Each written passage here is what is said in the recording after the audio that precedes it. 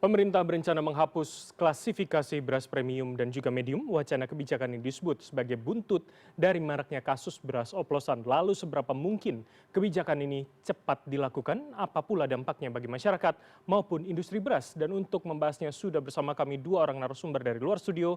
Pertama adalah Kepala Badan Pangan Nasional Arief Prasetyo Hadi serta Ketua Umum Perpadi Sutarto Ali Muso. Assalamualaikum, selamat sore. Ada Pak Arief, Pak Sutarto. Selamat sore, Mas Bram. Selamat sore, Mas Bram. Baik, terima kasih Bapak-Bapak sekalian sudah berkenan bergabung sore hari ini. Saya langsung ke Pak Arief terlebih dahulu. Jadi Pak Arief, ini masih dalam wacana atau kemudian sudah ada pengujian teknis begitu untuk pelaksanaannya? Ya, terima kasih Mas Bram. Saya tentunya bersama seluruh stakeholder termasuk kementerian dan lembaga dan juga teman-teman dari pelaku perberasan, kita juga sering ya intens berdiskusi supaya apapun yang keputusan terbaik ini bisa dijalankan. Jadi kami sudah berikan beberapa alternatif kepada Pak Menko di bidang pangan ya, untuk bisa dipertimbangkan. Jadi mudah-mudahan apapun yang diputuskan, karena ini juga harus tepat disegerakan juga supaya bisa menenangkan kondisi pasar hari ini. Demikian. Oke, Pak Arief, jadi sejauh ini memang sudah ada kajian teknisnya atau kemudian ini masih wacana saja begitu, masih akan dikoordinasikan pula dengan pelaku-pelaku yang ada di industri begitu Pak Arief? Diskusinya udah selesai, tinggal diputuskan aja. Tapi mungkin ada yang perlu dipertimbangkan oleh Pak Menko, mungkin juga akan bisa dibawa ke Pak Presiden dulu. Demikian. Oke, jadi artinya secara teknis untuk gambaran awal bagi kami yang awam begitu Pak, ketika hari ini sudah ada klasifikasi premium, ada yang menengah, ada yang medium begitu, bagaimana dengan yang sudah ada di pasaran begitu Pak Arief? Tentunya kan biasanya akan ada relaksasi atau ada grace period begitu ya. Jadi di mana kita perlu pertama sosialisasi, kemudian juga perlu clearance. Kalau teman-teman ini kan udah punya packagingnya juga perlu dihabiskan. Jadi pertimbangan-pertimbangan teknis tentunya juga akan mewarnai ini semua, Mas Bram. Jadi nggak bisa perubahan satu kebijakan kemudian langsung dieksekusi tanpa ada relaksasi ya. Maksudnya bukan relaksasi, ada transition period gitu. Oke, artinya ada waktu begitu ya yang kemudian harus dilakukan. Baik, saya ke Pak Sutarto kalau begitu. Ya, tapi ini harus disegerakan. Ya. Oke, baik. Pak Sutarto, jadi artinya untuk teman-teman asosiasi Perpadi sendiri seperti apa menanggapinya? Yang sudah beredar, apakah itu sangat mungkin dijadikan satu klasifikasi begitu Pak?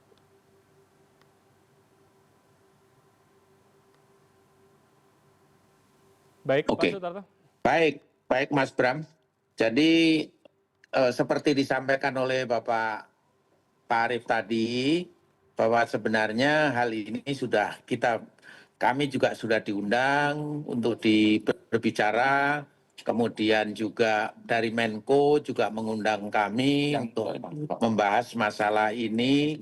Tentunya kami menyambut baik dengan tujuan bahwa ini akan memperbaiki situasi perberasan secara nasional. Salah satu contohnya tadi itu, nanti hanya ada satu kelas untuk beras umum, kemudian nanti yang lain adalah beras khusus.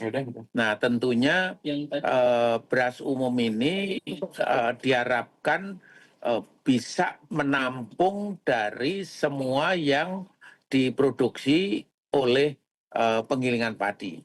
Jadi tentunya kami sudah mendiskusikan dengan anggota dan pada dasarnya anggota juga bisa menerima karena selama ini memang terjadi persaingan-persaingan yang tidak sehat di lapangan. Mudah-mudahan dengan satu jenis beras umum, nanti persaingannya justru yang memilih Jadi nanti di konsumen. Baik, baik. Jadi konsumen yang akan memilih beras yang mana yang cocok dan sebagainya. Oke, Pak, kalau dari sudut pandang Anda sebagai pelaku usaha dan kemudian ketum dari Asosiasi Perpadi begitu, artinya manfaat mudorot itu selama ini ketika ada klasifikasi lebih banyak mana begitu, Pak? Benarkah kemudian ketika ada 2 klasifikasi atau lebih, itu malah sebetulnya menjadi tidak sehat persaingan usahanya begitu, Pak Sutarto? Iya, kalau saya lihat sebagai contoh misalnya, sekarang ini kan terjadi pada saat produksi gabah itu sedang pada posisi di bawah, itu terjadi peningkatan harga gabah. Nah, peningkatan harga gabah ini setelah kami pelajari bersama, ternyata juga persaingan antar pelaku. Kenapa dia melakukan persaingan? Karena tadi itu ada 2 perbedaan harga yang cukup signifikan sehingga mereka melakukan kegiatan-kegiatan yang saya katakan melakukan persaingan yang cenderung tidak sehat. Akhirnya gabah ini naik terus. Oke. Nah, dengan gabah naik terus, pasti pelaku-pelaku yang kecil-kecil, yang modalnya kecil, mereka tidak mampu mengimbangi karena dia hanya bisa memproduksi beras tertentu, yaitu beras kelas medium. Ini makanya ini kalau kami melihat positifnya di situ, tentunya ada kekurangan pasti, tapi mudah-mudahan dari teman-teman bisa menyesuaikan dengan situasi seperti ini. Oke, baik. Pak Arief, saya kembali ke Anda. Jadi Pak Arief, kalau memang secara wacana kebijakannya ini kemudian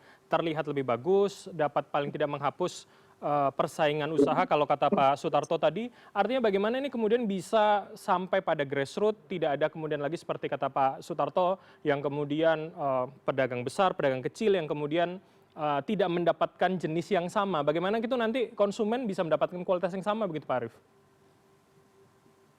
Ya, tentunya kan kita akan siapkan. Jadi ini kurang lebih ya, in between ya, antara premium dan medium. Kemudian nanti mengenai syarat mutu juga kita akan siapkan, misalnya derajat sosonya berapa, kadar air, itu biasanya mutlak ya 95%, kadar air 14%. Nanti akan kita sampaikan juga berapa beras pecah atau broken rice-nya. Kemudian ada unsur lain. Jadi ada beberapa kriteria syarat mutu yang itu pasti akan kita siapkan. Itu yang pertama. Yang kedua, untuk beras-beras yang memang kita bicaranya beras khusus, itu memang kita tidak atur untuk berapa harganya.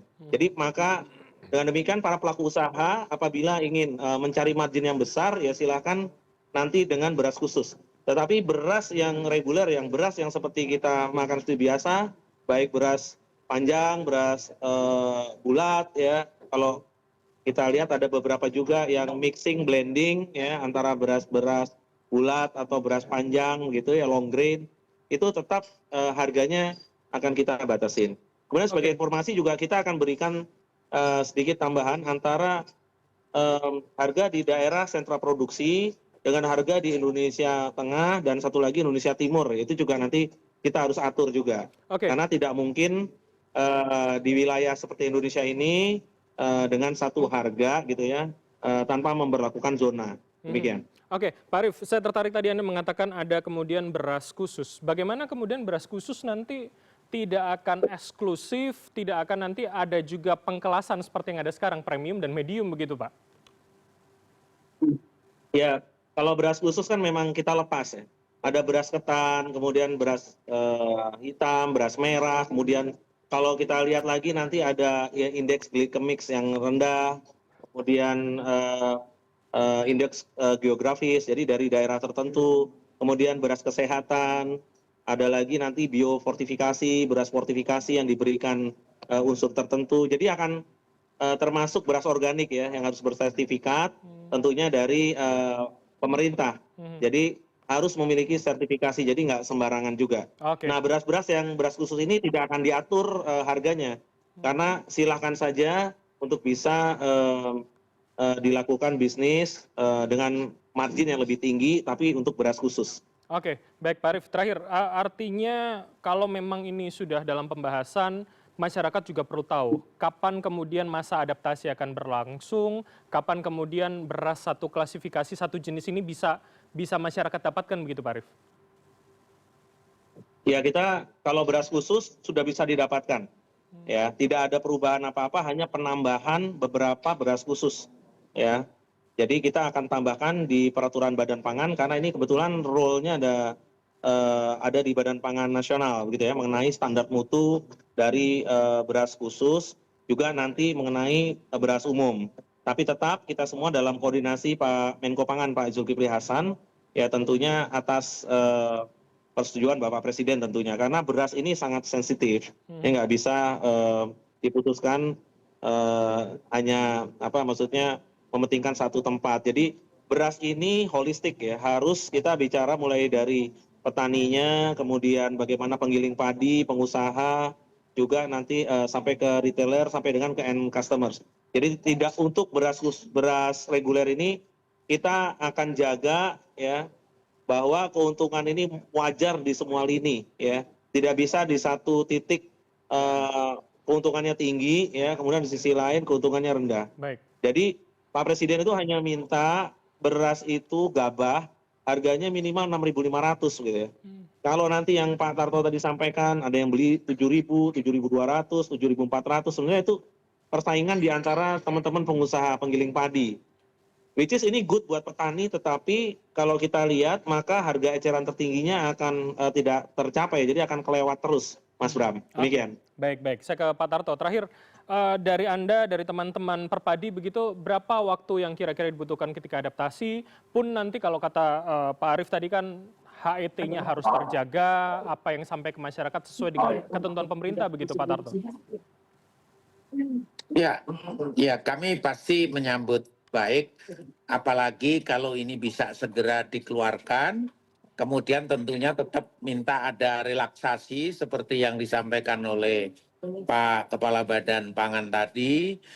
Tentunya relaksasi itu perlu beberapa waktu karena bagaimanapun juga teman-teman kan masih punya cadangan, masih punya